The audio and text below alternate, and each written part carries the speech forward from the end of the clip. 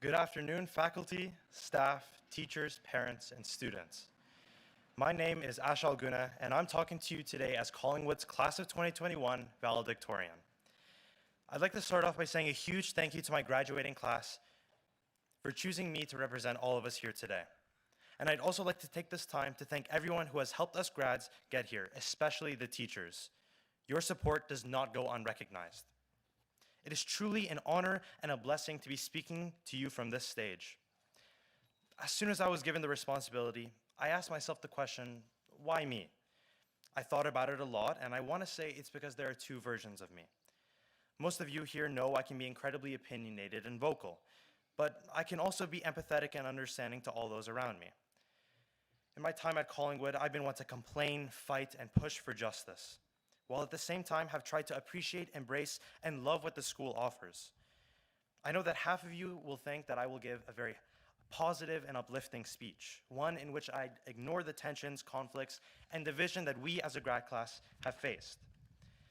The other half think that I will go off the rails and express my discontent towards this school. In all honesty, the latter is something I've been dreaming about doing for the longest time. But I feel as if I owe it to my grad class to end our 5-year high school career, and for some of us, a much longer Collingwood career, on a positive note. So to the half of the grad class that wants me to go off, I'm sorry. Rather, I want us to look back at this year and not simply see the obstacles, frustrations, or the unwanted changes. I want us to see the way in which we responded to these changes. There were many challenges we've never faced before. It was difficult to not be able to gather as a grad class, to adjust to the 251 system, and to deal with over 5 different towing incidents, which, by the way, thanks to the grade 11s for that.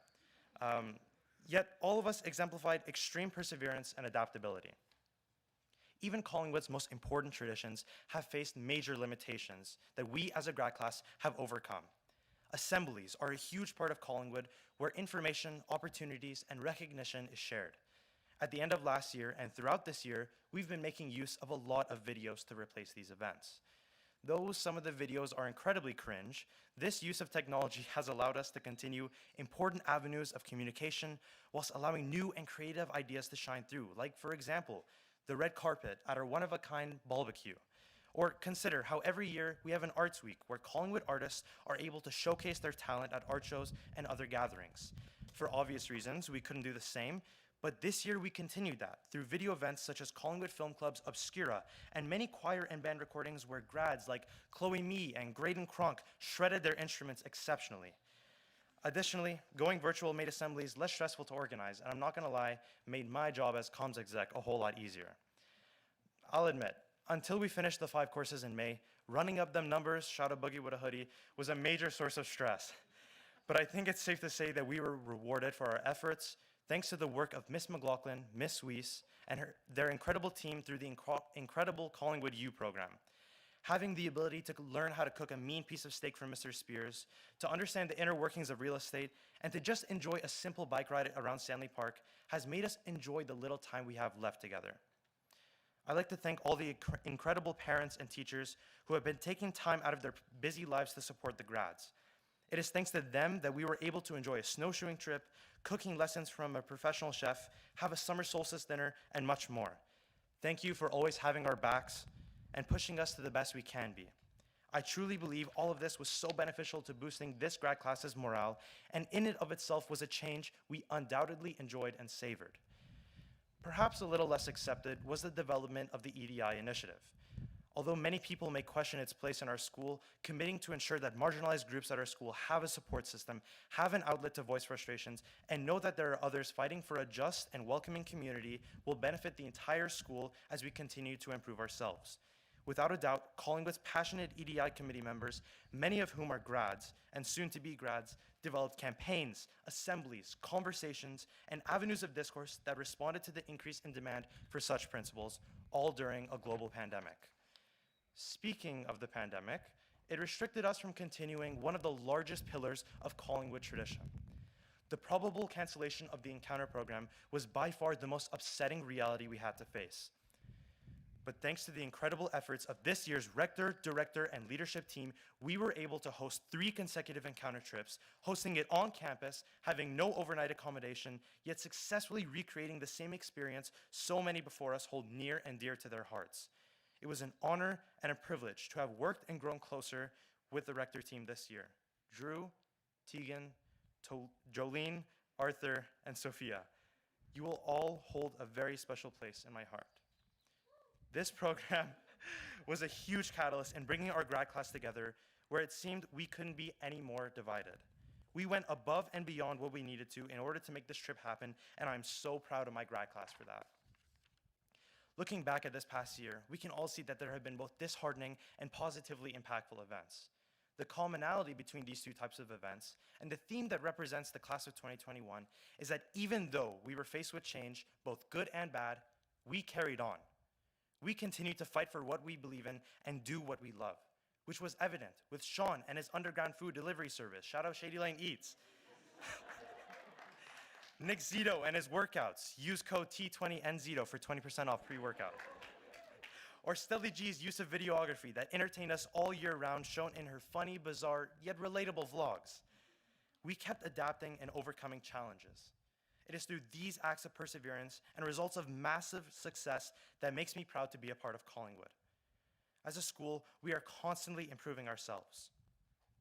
But we can't reach our best potential if we don't acknowledge our shortcomings. But like I said, I won't do that. Today, I won't be bringing up incidents that happened this year, like the departure of the old UG. No disrespect to the new one.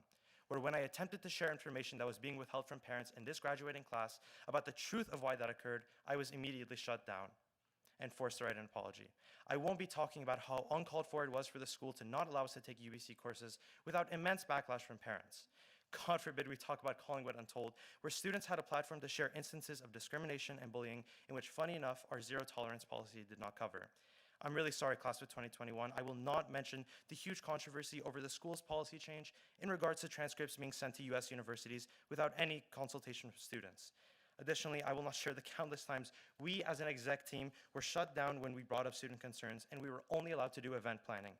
I will not bring to light the incident where, again, without consultation, the school took $1,000 out of our grad legacy fund to pay for the CW masks that weren't selling until myself and a friend fought to get the money back.